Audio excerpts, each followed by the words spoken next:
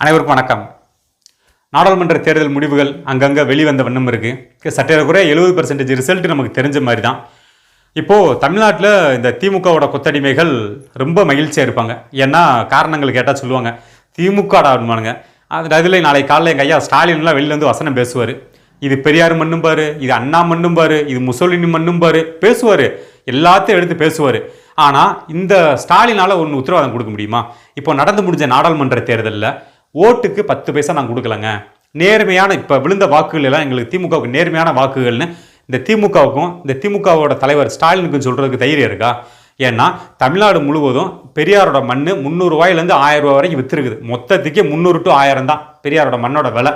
ஆனால் இந்த திமுகவோட கொத்தடிமைகள் இந்த வெற்றியை பெரிய அளவில் கொண்டாடிக்கிட்டு இருக்காங்க. இந்த திமுக 70 வருஷ கட்சிங்கிறீங்க, பெரியாருங்கிறீங்க, அண்ணாங்கிறீங்க, கொள்கைங்கிற, சித்தாந்தங்கிற, இதெல்லாம் பேசுறதுக்கு உனக்கு என்ன அருகதை இருக்கு? இந்த தேர்தலில் நீ நேர்மை நின்னையா?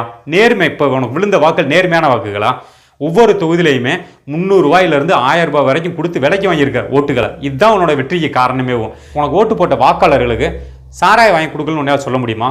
பிரியாணி வாங்கி கொடுக்கலன்னு சொல்ல முடியுமா? பிற என்னத்தை பெரிய இந்த வெற்றியை கொண்டாடுற பெரிய பீத்திரணிக்கு திமுகங்கிற, பெரியாருங்க, அண்ணாங்கிற, 70 வருஷ கட்சிங்கிற, கருணாநிதிங்கிற, இதெல்லாம் சொல்றதுக்கு ஒரு 10% கூட உனக்குலாம் அருகதே கிடையாது திமுக காரங்களுக்கு. இந்த திமுக இந்த வெற்றியை கொண்டாடுது. அப்புறம் அந்த பக்கம் பாஜக, இதை பாஜக நினைக்க என்ன சொல்ல தோணுன்னா, நீ எல்லாம் கொஞ்சம் நஞ்ச பேசாடா பேசுன, அதைத்தான் நமக்கு நினைக்க தோணுது. போச்சு இல்லை, என்னென்ன பேச்சு பேசுனீங்க? இங்கே இருக்கக்கூடிய மீடியாவை கையில் வச்சுக்கிட்டு, இங்கே இருக்கக்கூடிய அந்த ஊடக எச்சங்களை கையில் வச்சுக்கிட்டு, அப்படியே திமுகவுக்கு அடுத்து பாஜகவா, என்னென்ன பேச்சு பேசுனீங்க?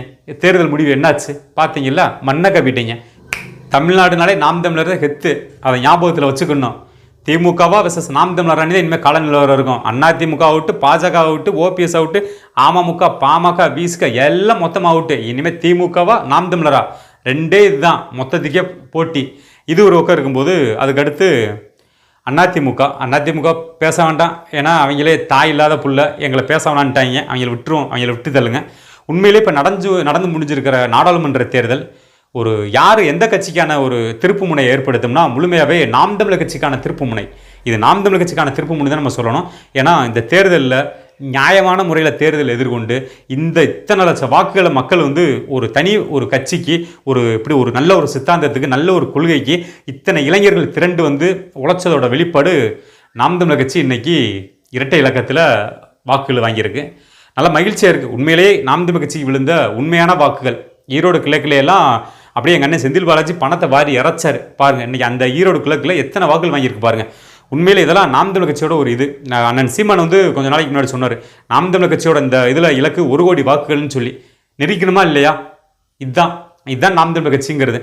இந்த நடந்து முடிஞ்சிருக்கிற நாடாளுமன்ற தேர்தல் முடிவுகள் நம்ம எதுக்கு பேசுனா, அடுத்து 2026 நடக்க போகிற சட்டமன்ற தேர்தலுக்கு இது ஒரு பேஸு. உண்மையிலே நாம் தமிழர் கட்சியோட தம்பி தங்கைகள், நல்ல அண்ணன்கள் நல்லா வேலை வைப்பாங்க, இன்னும் நல்ல உத்வேகத்தோடு வேலை வைப்பாங்க. ஏன்னா நாம் தமிழர் கட்சி கடந்த பல தேர்தலில் போட்டியிட்டு இந்த முறை இனிமேல் ஒரு கட்சியோட சின்னத்தை தக்க வச்சிரும். முதல் தேர்தலில் 1 விழுக்காடுலேருந்து அப்புறம் 3 விழுக்காடு, 3 விழுக்காடுலேருந்து 7 விழுக்காடு, இப்போ இரட்டை இலக்கத்தில் வாக்குகள்.